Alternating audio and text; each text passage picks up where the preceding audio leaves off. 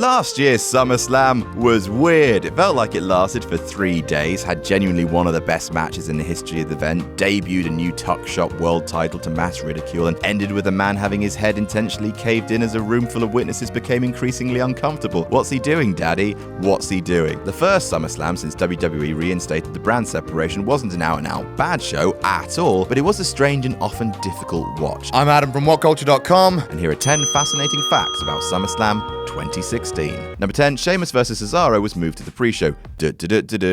Sheamus and Cesaro, before coming the Kilty Party as their tag team should be known. Come on. Had one of those textbook tough guy feuds where two wrestlers bring the lumber in some hard-hitting matches. There'd be plenty of time to bring said lumber as Sheamus and Cesaro are taking part in a best-of-7 series beginning with the first match at SummerSlam. Did we say SummerSlam? Because we meant to say the SummerSlam pre-show. Up until a few days before the pay-per-view, Sheamus and Cesaro were fixing to slug it out on the main card. That was before WWE announced some notable wellness suspensions that were unrelated to their match. One of those suspensions led to WWE bringing in a certain performer on the show, one thing led to another, and this match got bumped to the pre-show. This will make more sense later on. Number 9, Sasha dropped the belt due to injury. 6 nights after Brand Extension 2 Extension Boogaloo, Sasha Banks defeated Charlotte, capturing the Raw branded Women's Championship for the first time. Considering Sasha's spiking popularity as a gifted in-ring performer and a top-notch gimmick alike, putting the title on her was a no-brainer. The indication was that her title reign was meant to last for some time, but alas, Sasha's high-impact landing a lot on her spine-based offense began to take its toll. By SummerSlam, Banks was suffering from what the Wrestling Observer called a significant back injury, which was somewhat apparent at points during her SummerSlam rematch with Charlotte. Banks was forced to drop the belt to Charlotte, which pretty much upset everybody, and only missed about 2.5 weeks of action before resuming life on the road and regaining the gold in October. Number 8, The Miz made a record. There were 4 Intercontinental title matches at SummerSlam between 2012 and 2016. 2013 was the sole exception, and The Miz was involved in all 4 of them. Also, the 2016 match made Miz the first man to take part in IC title matches at 3 consecutive SummerSlams. He's the only man to have wrestled in 4 Intercontinental title matches on the show, breaking a tie with Dolph Ziggler and Mr. Perfect, each with 3. Miz's short match with Apollo Crews at SummerSlam 2016 was mostly forgettable, but its existence earns Miz these unique distinctions. Fun fact, Miz was set to extend his run to 4 consecutive matches by putting his belt up against Kurt Angle's son, but with the card being too stacked, that match is not for the IC title and is now on the pre-show. Number 7, John Cena lost his 6th straight SummerSlam match. We've covered Cena's SummerSlam curse in a previous video, but did you know that at time of writing this, John Cena is 4-9 at SummerSlam? Now, this video is being recorded before SummerSlam 2017, and many would have expected this to be the year that he broke his 6-loss streak, but after costing Baron Corbin his Money in the Bank contract on SmackDown, it may just be that Big John is going to continue his losing ways. If this video goes out after SummerSlam 2017, did John make it 7 straight losses in a row?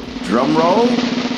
Oh, okay then. Number 6, Nikki Bella replaced Eva Marie. Nikki Bella made a surprise return at SummerSlam 2016 after undergoing neck surgery the previous fall, missing close to 1 year of action. She teamed with Natalya and Alexa Bliss in a victory over Becky Lynch, Naomi, and Carmella. Nikki's return, which is what reportedly bumped Cesaro and Sheamus to the pre-show, with the comeback being a big deal in WWE's eyes, the reason it happened was as a fill-in for the absent Eva Marie. Though Eva Marie's absence was explained away through her too good to be bothered with this stuff gimmick, in reality she was suspended for violating WWE's wellness policy. She claimed the red flag substance was Adderall, which she said she had a prescription for. However, she was never seen in a WWE ring. Again, good night, sweet princess. Number 5, Finn Balor made pay-per-view history. Yes, the belt was and is a jam nightmare, and Balor messed his shoulder up horribly. There was a whole lot that went wrong with what should have been a slam dunk, a match between Tyler Black and Prince Devitt to determine the first ever WWE Universal Champion. Might have been one for the ages if fans hadn't been so distracted by the hideous crimson monstrosity sitting on a stand at ringside. Also lost in the shuffle was the history-making fact that Balor's win was the first time a wrestler had ever won a world championship in their debut WWE pay-per-view match. Balor had only been up from NXT for a month and was the 5th overall pick in the WWE draft. With the high pick came high hopes, and Balor seemed capable of coming through on those expectations before injury derailed him. Number 4, Brock Lesnar became the 2nd man to main event 3 straight SummerSlams. Thanks to canny cross-promotion with Lesnar's former UFC home, a SummerSlam commercial aired during UFC 200 in July, on which Lesnar was air quotes victorious. The events did $1.2 million million buys on pay-per-view, partially owed to Lesnar's stardom. The UFC influence would go beyond marketing though, infecting the finish, and we'll get to that, lads. Getting back to Lesnar, 2016 marked his third straight SummerSlam main event, tying with The Rock, who closed out 2000, 2001, and 2002. Had Lesnar gone on last at 2013 with CM Punk, he'd have headlined 5 straight, as he main evented with Triple H in 2012 in a perfect storm for the 2014, 2015, 2016 stretch with John Cena, The Undertaker, and finally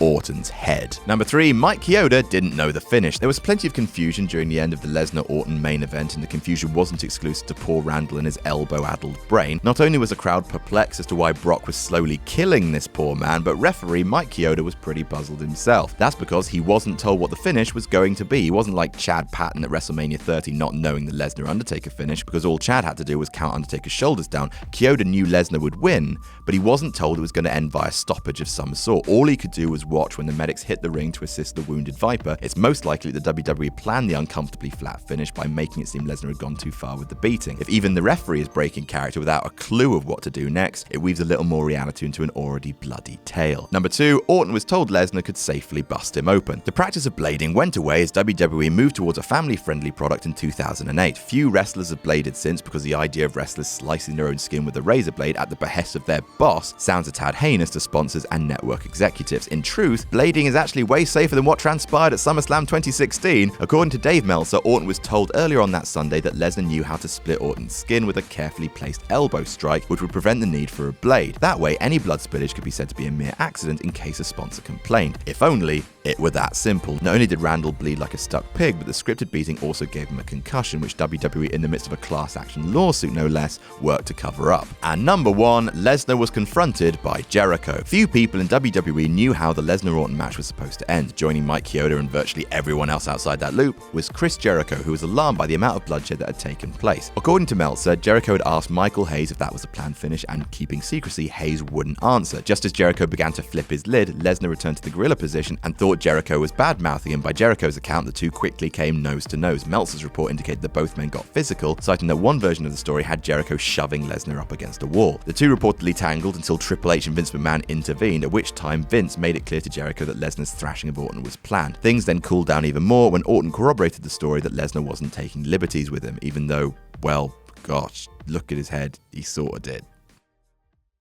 Hello, I am Adam Pacitti, and I am fun. To prove how fun I am, I'm going to ask you a wrestling-based trivia question. Are you ready? Good. The DDT became famous for being the finishing move of which wrestler?